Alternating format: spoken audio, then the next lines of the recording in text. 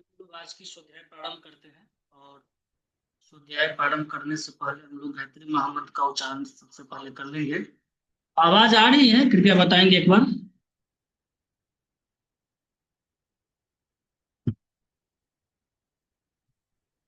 मन में ऐसा भाव करे जो परम पूज्य गुरुदेव परम वंदनीय माता जी हम लोगों के साथ में सुस्वरूप में विराजमान है। इसी भाव के साथ सबसे पहले हम लोग गायत्री महामंत्र का उच्चारण करेंगे। मन में ऐसा भाव करे जो हम लोग अंदर से ओजस तेजस वर्चस हो रहे हैं, हमारे अंतःकरण के जितनी भी बुराइयां हैं वह धुल रही है।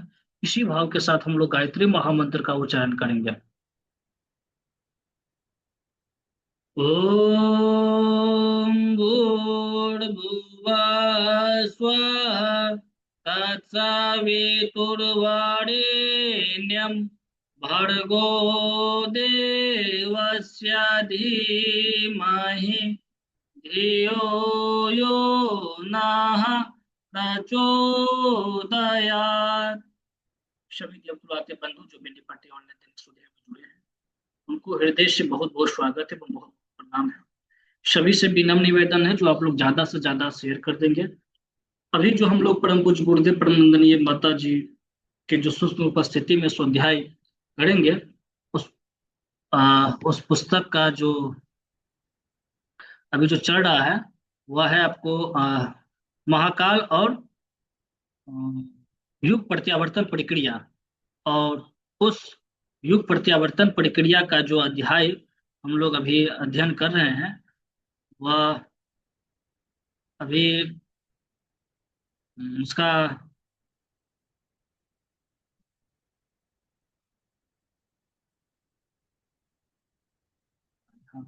उस अध्याय का नाम है रावण का असीम आतंक अंततः यूं समाप्त हुआ। निश्चित रूप से मेरे प्यारे मित्रों, जो रावण ने जब उनका आतंक बढ़ गया था तो भगवान राम का अवतरण हुआ और भगवान राम ने राम राज्य की स्थापना की थी। जब उन्होंने वनवास गए थे तो माँ सीता को रावण द्वारा हरण कर लिया गया। भगवान राम ने सभी को पुकारा, भाई साहब हमारे मदद कीजिए। वहां के जो धनपति थे और जो धनवान व्यक्ति हैं, सभी को पुकारा जो भाई हमारी सेना में शामिल हो जाएं, क्योंकि असुरता जो है असुरत्व बढ़ गया है। तो इसीलिए सभी व्यक्ति को सम्मिलित प्रयास से इसको अंत कर सकते हैं हम लोग। लेकिन उन लोगों ने नहीं सुना। सुना कौन? छोटे छोटे लोगों ने सुना। कौन सुना? बंदर, भालू, रीछ, गिलहरी, जटायु, ये सब उनको साथ दिए। मेरे प्यारे मित्रों, जो जो उनको साथ दिए वो धन हो गए हैं। निश्चित रूप से यह सृष्टि महाकाल के बनाया हुआ है। और इस पे जब जब जो है अधर्म का बोलबाला होता है तो अधर्म को मिटाने के लिए और धर्म की स्थापना के लिए भगवान बार बार अवतरण होते रहते हैं। तो हम लोग यहाँ तक अध्ययन कर लिए थे, अब इसको हम यहाँ से पढ़ना प्रारंभ करेंगे फिर से। यहाँ पे क्या है मेरे प्यारे मित्रों, देखें। जो बूढ़ा जटायु जानता था कि मेरी शक्ति स्वल्प है, रावण से जूझने का क्या परिणाम हो सकता है। जब माँ सीता को हरण कर लिया गया था तो जटायु क्या था? एक मात्र पक्षी ही था, वो भी बूढ़ा था। तो वो जानता था, क्या जानता था? जो मेरी शक्ति स्वल्प है, रावण से जूझने का क्या परिणाम हो सकता है, यह भी उसे विदित था। फिर भी उसने सोचा जीवन की इससे बड़ी सार्थकता और सफलता दूसरी नहीं हो सकती कि उसका उपयोग न्याय धर्म की रक्षा करने और लोक मंगल की अभिवर्धन में हो सके। इस अनुपम अवसर को वह दूरदर्शी चुकने वाला न था। सो रावण से लड़ पड़ा और मारा गया। हो सकता है कि हो सकता है किसी कायर पर इसका बुरा असर पड़ा हो और कुछ उमंग उठ रही हो तो इस प्रकार की हानि उठाने से बचने के लिए डर कर अपना हौसला खो बैठा हो। पर दुनिया में सभी तो डरपोक नहीं है। कुछ ऐसे भी है जिनका शौर्य अवसर आने पर ही उभरता है। जटायु जैसी यशस्वी मौत पाने के लिए अनेकों दिल वालों के दिल छाती की ठठरी में छिपे रहने की अपेक्षा बाहर निकल कर दो दो हाथ दिखाने और कुछ कर गुजरने के लिए मचलने लगे। इन्हीं दिल वालों में से थी एक गिलहरी। देखिए मेरे प्यारे मित्रों, भगवान राम को साथ किन किन और कौन कौन दिया था। भगवान राम को एक जटायु ने साथ दिया था, जो अमर हो गए हैं। जब रावण के द्वारा मारा गया तो भगवान राम ने उनको गोद में ले लिए, और गोद में लेने के बाद में वह अमर हो गए थे। इन्हीं दिल वालों में से थी एक क्या गिलहरी। उसने सोचा कि मैं बहुत छोटी जरूर हूं, पर साधन विहीन भी, पर इससे क्या, आखिर में कुछ तो हूं ही, और जो कुछ हुआ है उसे लेकर लोक मंगल के लिए, आत्म बलिदान करने के लिए मातृ मंदिर में जा पहुंचने का अधिकार हर किसी को है। सो मैं ही क्यों सकुचाऊं, जितना ईश्वर ने दिया है उसी को लेकर उसके आगे आत्मसमर्पण क्यों ना करूं। देखिए गिलहरी क्या कर सकती है, भगवान राम को क्या मदद कर सकते हैं, विचार करके देखिए। लेकिन गिलहरी ने हिम्मत दिखाई। क्या हिम्मत दिखाई? गिलहरी को एक सूझ आई। क्या सूझ आई? वह अपने बालों में धूली के थोड़े से कण भर ले आती और समुद्र में छिड़क आती। उसका यह अनवरत श्रम देखकर देखने वालों ने हैरत में भरकर उससे पूछा, आखिर यह सब क्यों कर रही है, इसका क्या परिणाम होने की आशा है। गिलहरी ने कहा, राम समुद्र पार जाकर रावण से लड़ने खड़े हैं।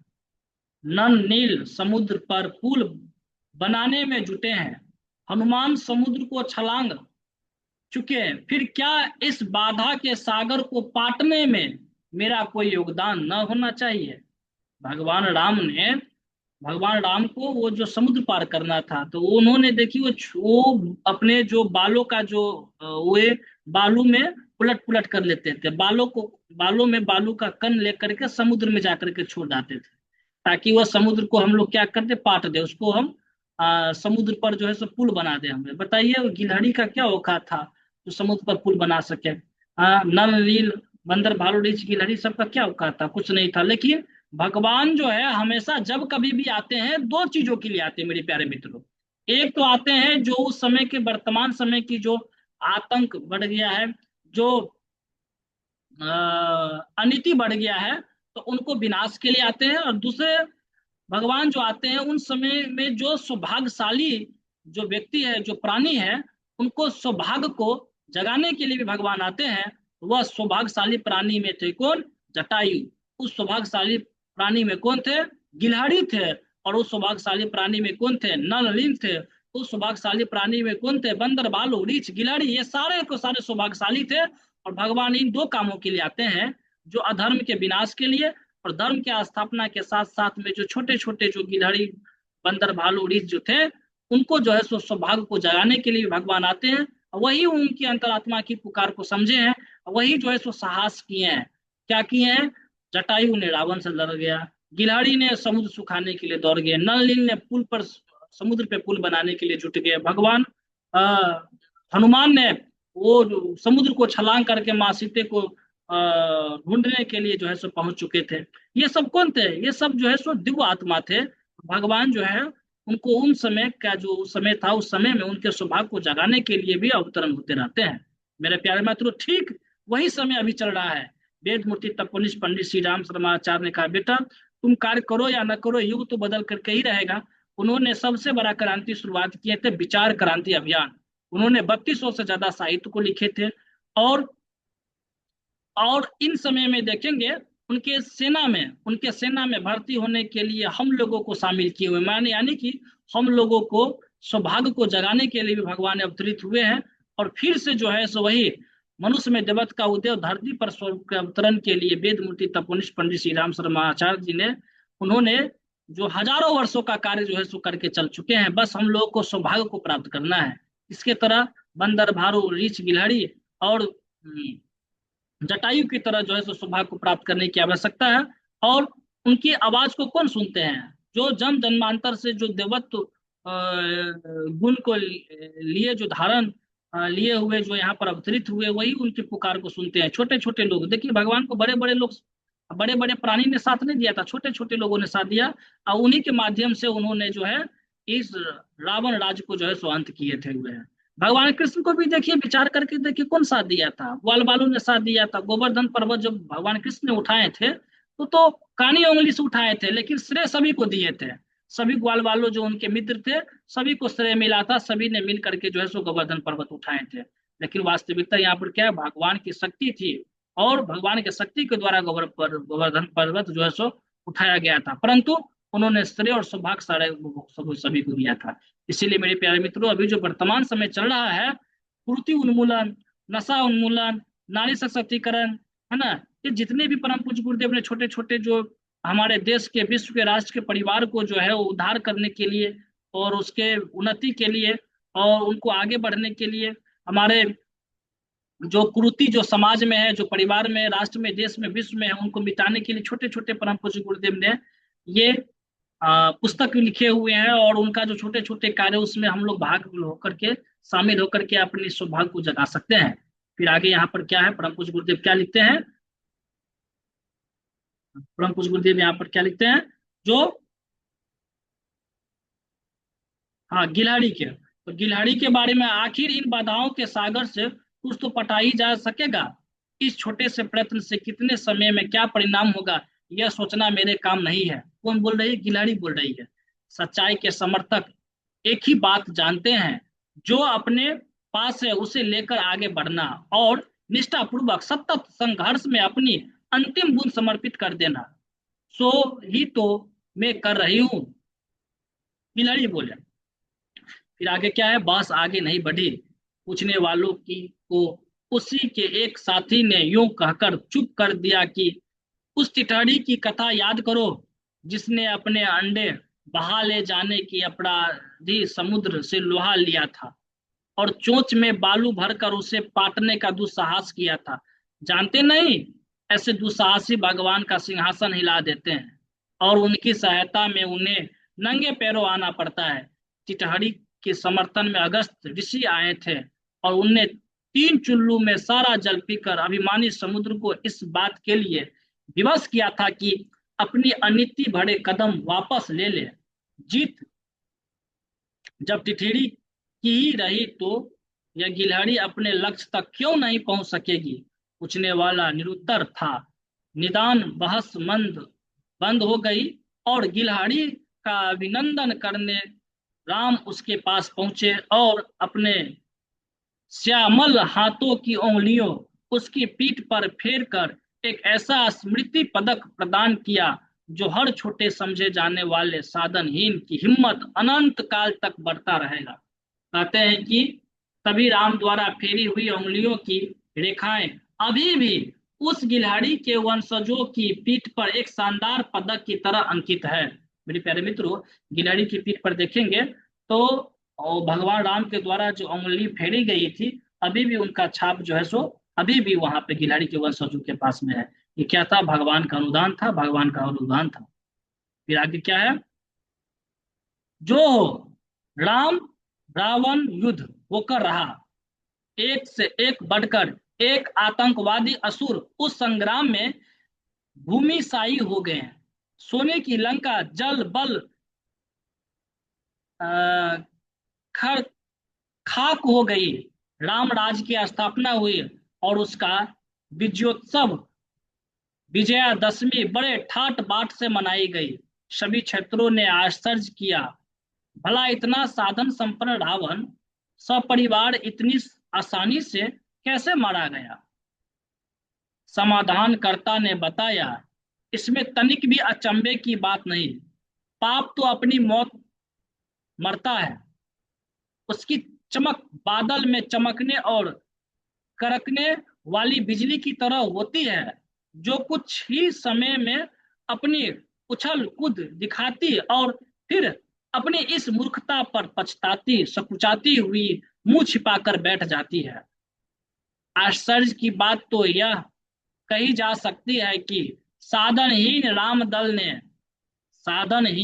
दल ने इतनी बड़ी विजय का श्रेय प्राप्त कैसे कर लिया। सो है समझिक पूरी बात समझो, अंततः सत्य ही जीतता है, अंततः धर्म ही जीतता है, अंततः विवेक ही जीतता है। अनीति का अंत करने के लिए जब महाकाल की खिड़कन गतिशील होती है तो असंभव दिखने वाली बातें संभव होने में देर नहीं लगती। रावण का आतंक आखिर समाप्त हुआ ही। स्वार्थ और अविवेकी स्वार्थ और अविवेक का वर्तमान आतंक, जिसने आज जनमानस को पूरी तरह सम्मोहित कर लिया है। मेरे प्यारे मित्रों, ब्रह्म पूज्य गुरुदेव क्या कर रहे हैं? रावण का आतंक आखिर समाप्त हुआ ही। स्वार्थ और अविवेक का वर्तमान आतंक, जिसने आज जनमानस को बुरी तरह सम्मोहित कर लिया है और दसों दिशाओं में हाहाकार भरा नारकीय वातावरण प्रस्तुत कर दिया है, आखिर यह भी तो समाप्त होना ही है। सो लगता है वह समय आ पहुंचा है। रीछ, वानरों, जटाइयों और गिलहरियों की वर्तमान हलचलें और नाटकीय ढंग में बदलती हुई विश्व रंगमंच की परिस्थितियां यही बताती है कि महाकाल का नवनिर्माण प्रत्यावर्तन प्रचंड प्रकाश की तरह अगणित अंतःकरणों में प्रवेश करके कुछ कर गुजरने की प्रेरणा भर रहा है। इसे आतंक युग की समाप्ति का स्पष्ट प्रमाण नहीं तो और क्या कहा जाए। इसे नवयुग के रामराज के आगमन का शुभ संकेत नहीं तो और क्या माना जाए। मेरे प्यारे मित्रों, जब रावण जैसे प्रकांड विद्वान और वह जब अनीति की ओर, कुमार्ग की ओर, अविवेक को धारण करके अपने जीवन में कुछ उन्नति प्राप्त करना चाहते हैं, तो वे भी न टिक सका, तो फिर मनुष्य का क्या औकात है? विचार करके देखिए। प्रकांड विद्वान थे, प्रकांड पंडित थे रावण। निश्चित रूप से जो अभी का वर्तमान समय है, जो अनीति की राह पर वासना, तृष्णा, अहंता, लोभ, अ,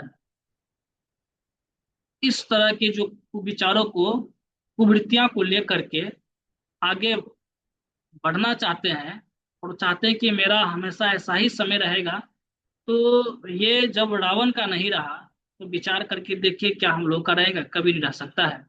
और अंततः उसका पराजय ही होता है। निश्चित रूप से कहा भी जाता है, जो सत्य होता है वो हजार हाथी के बल के बराबर होता है। जो सत्य के मार्ग पे, न्याय के मार्ग पे, नीति के मार्ग पे चलते हैं, हालांकि उसके पास साधन ना रहे, उनके साथी भी उतने दमदार ना हो, कमजोर हो, फिर भी जो सत्य के मार्ग पर चलते हैं, न्याय के मार्ग पर चलते हैं और परमार्थ के मार्ग पर चलते हैं, तो निश्चित रूप से अंततः उनका जीत ही होता है।